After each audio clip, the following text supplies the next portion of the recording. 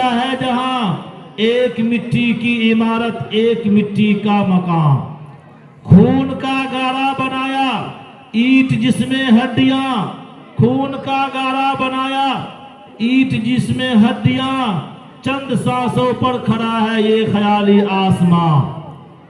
موت کی پرزور آندھی آ کے جب ٹکرائے گی، موت کی پرزور آندھی آ کے جب ٹکرائے گی، یہ عمارت ٹوٹ کر پھر خاک میں مل جائے گی۔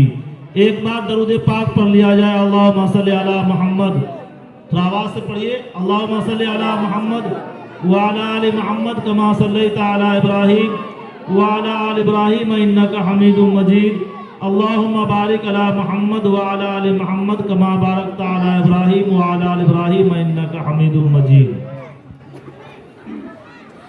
میرے محترم بزرگوں، یہ تیسری نشست ہے اور تیسری مرتبہ آپ لوگوں سے ملاقات ہے بذریعہ خطابت، اللہ کا فضل ہے۔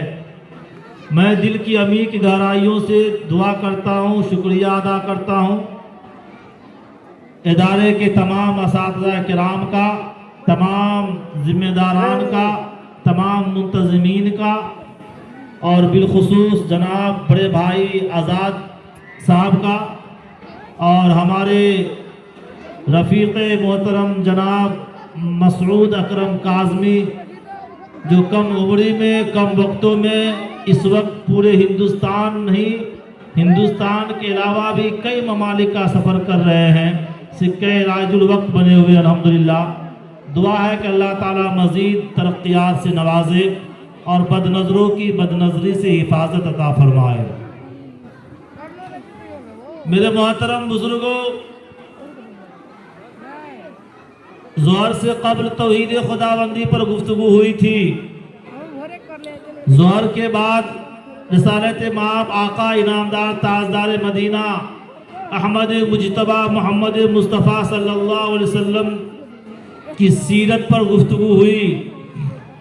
ذہن میں یہ بات آئی تھی کہ ابھی تیسرے موضوع پہ گفتگو ہو، مگر انشاءاللہ تیسرے موضوع پہ گفتگو ہوگی، مگر ایک فرمائش ہے کہ جو ظہر سے قبل گفتگو ہوئی تھی اس کو لوٹا کر کے تیسرے موضوع پر گفتگو ہو۔ چند منٹ میں انشاءاللہ تیسرے موضوع پر بھی گفتگو ہوگی، قرآن و حدیث کی روشنی میں، اور اتھر وید، رگ وید، یجروید، شام وید، گیتا، بھگوت گیتا کے حوالے سے گفتگو ہوگی انشاءاللہ۔ ابھی میں نے سورہ فاتحہ پڑھا ہے، اس کا ترجمہ انگلش میں کیا ہے، مگر ایک بات یاد آ رہی ہے کہ بسا اوقات ایسا ہوتا ہے کہ جب آدمی سو رہے ہوتے ہیں تو تقریریں بونس ہو جایا کرتی ہے،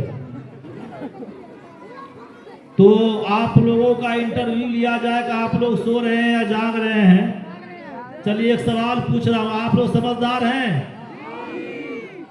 ماشاءاللہ، کتنا سمجھدار ہے ابھی پتہ چل جائے گا۔ ایسا ہی ایک جلسہ ہو رہا تھا، اس جلسہ میں کلکتہ سے مقرر کو بلایا گیا، ان کو بلانے میں تقریباً 40,000 روپے 40,000 خرچ ہوئے، فلائٹ کا ٹکٹ کٹا کر کے بھیجا گیا اور ان کو بلایا گیا۔ بلانے کے بعد جب وہ کرسی پر بیٹھے تو ان کا مزاج نہیں بنا تقریر کرنے کی، تو انہوں نے سوال کیا کہ آپ لوگ سمجھدار ہیں؟ تو سبوں نے کہا کہ ہم لوگ سمجھدار ہیں۔ تو حضرت نے کہا کہ جب آپ لوگ سمجھدار ہیں تو آپ کو کیا سمجھانا، وما علینا الا البلاغ، میرا لفافہ دیجئے میں چلا۔ اور لوگ پریشان ہو گئے کہ 40,000 روپیہ خرچ ہوا، حضرت کو بلایا گیا، حضرت تقریر نہیں سنائے، گڑبڑ ہو گیا۔ اب پھر سے ان کی تاریخ لی جائے، پھر سے ان کو بلایا جائے، جلسہ سجایا جائے اور ان کی تقریر سنی جائے۔ بہرکیف دوسری مرتبہ ان کی تاریخ لی گئی اور پھر سے 40,000 روپیہ ان کے اکاؤنٹ میں بھیجا گیا، فلائٹ کا ٹکٹ کٹا کر بھیجا گیا، ان کو مدعو کیا گیا۔